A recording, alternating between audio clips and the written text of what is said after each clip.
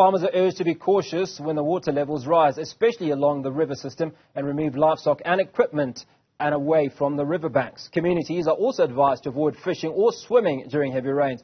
For more on this, we are joined by Acting Deputy Director General for Infrastructure Management, Mr. Leonardo Manus. Leonardo, very good afternoon. Appreciate your time today. Now let's talk to issues around the damage of infrastructure. Is this what has led to the opening of the 12 sluice gates that are currently open? Well, we are managing these infrastructure that we have, just like the operating rules that has been developed well in advance of such instances as floods, because this is what hydrology is all about. And this is what our hydrology unit is actually doing in the department, also to work out those models and what should be the best way of operating dams in these flood conditions, knowing the fact that if the dams weren't there, the flood would have just flown through. So you have to balance the two aspects of functions that the department's got. The one is to actually store water, to operate the whole government water scheme, including the river, in the absence of rain, but also to actually do flood attenuation when it actually occurs. So when you actually have a situation where the dam is already full or at higher levels and there's flood conditions, then it becomes quite tricky. And that is the time when we operated in terms of the guidance provided by the hydrological unit to ensure that we open gates and do releases to actually soften the blow, so to speak. And what are the many implications to this action? I'd imagine that there are several. Well, the first one would be that downstream users, especially riparian owners that are living along the river, they will feel it first, but that is the reason why the department has been forever encouraging and to these users also to watch the 100-year floodline, to have no development within that floodline, to prevent them from actually being harmed or damaged or experiencing any damages during such time of higher flow. So that is what the department is also encouraging local government to do, to also enforce bylaws to prevent people from developing any dwelling or business development within the 100-year floodline. Now, I'd imagine that there are standard operating procedures around the opening of sluice gates. Now, before you respond to that question, I'd like us to listen in to this clip, which is some interviews that we carried out in the Orange River area. Extremely traumatizing for everybody. Some of my friends lost all of their life savings that they put in here into their properties. A lot of these people are retired, okay, and that is their whole life saving is gone. We've got business owners here that actually ran their business from here, and that's also their livelihood, their income is now sadly affected.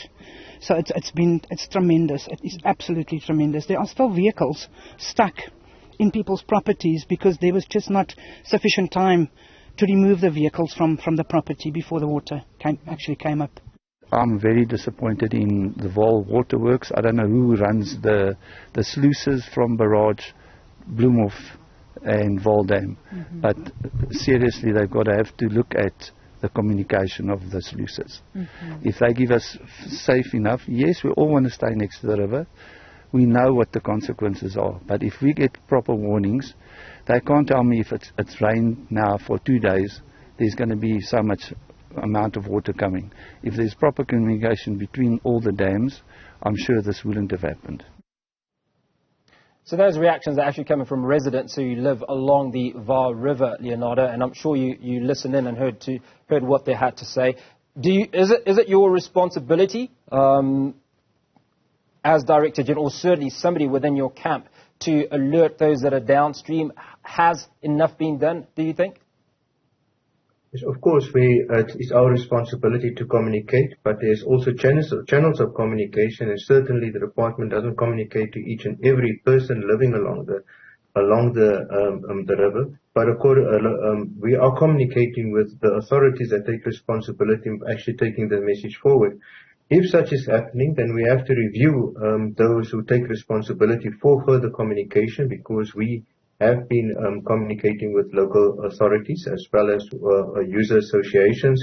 We even have communicated to Agri-SA within the Northern Cape and the Free State areas to ensure that this message is also going further. I personally took responsibility of also contacting some of these institutions to ensure that some of this information is going forward. So it's unfortunate that the message didn't receive all of the people, but the one pertinent aspect that I have to communicate is that the amount of rainfall that came and the turnaround from precipitation to runoff is very short. We are talking here about hours, not days. And unfortunately, you cannot empty a dam before runoff is not in the river or in the catchment to actually determine what is going to happen in the dam. And during that time, you have to communicate and you have to then amend operations to ensure that you have it right. Because the inverse could have devastating impact when the department should then empty dams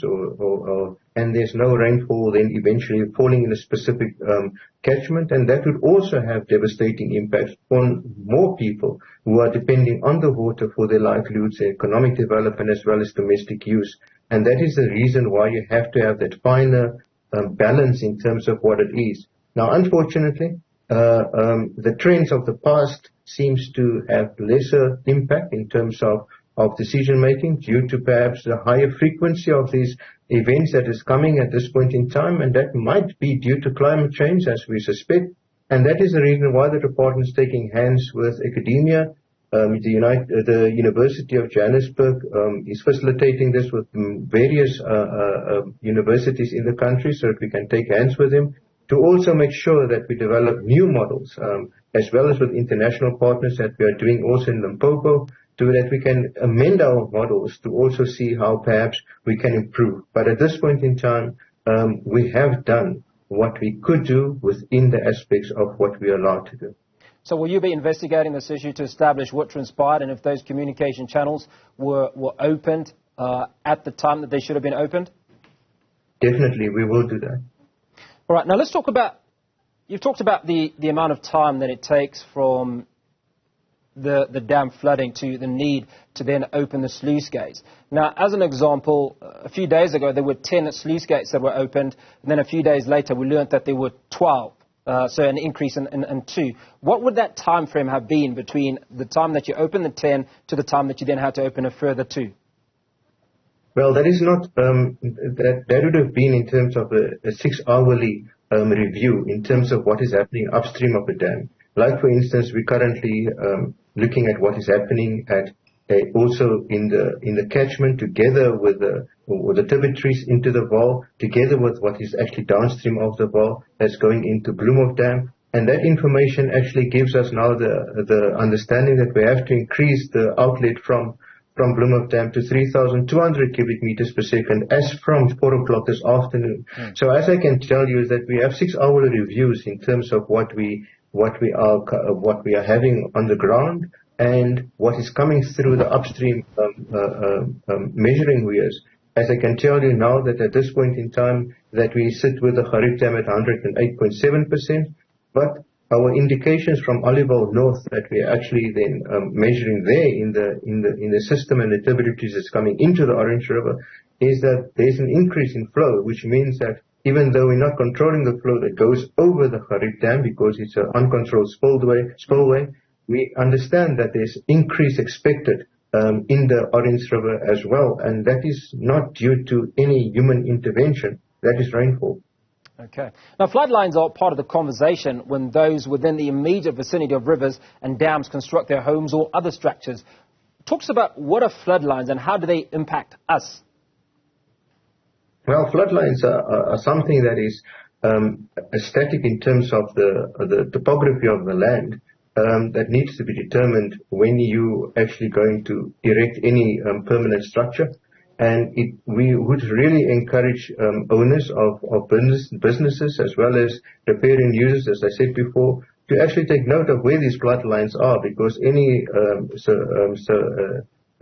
surveyor would actually be able to assist you if the benchmark is given to actually determine that in terms of your property and to actually make sure that there's plans in place to actually either rapidly or have a short turnaround in terms of removing whether it should be pumps or whatever you can actually move in that perspective to actually ensure that you also safeguard your own property and also livestock and life.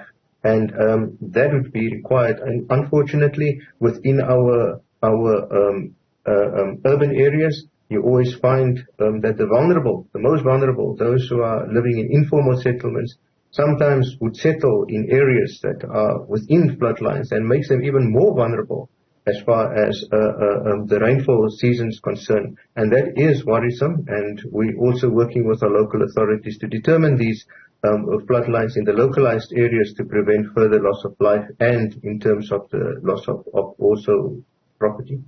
Now, Leonardo, there's an ecosystem downstream impacted, obviously, by the opening of the sluice gates. Is it limited to just farmers and other inhabitants within the area or within the flood line, firstly?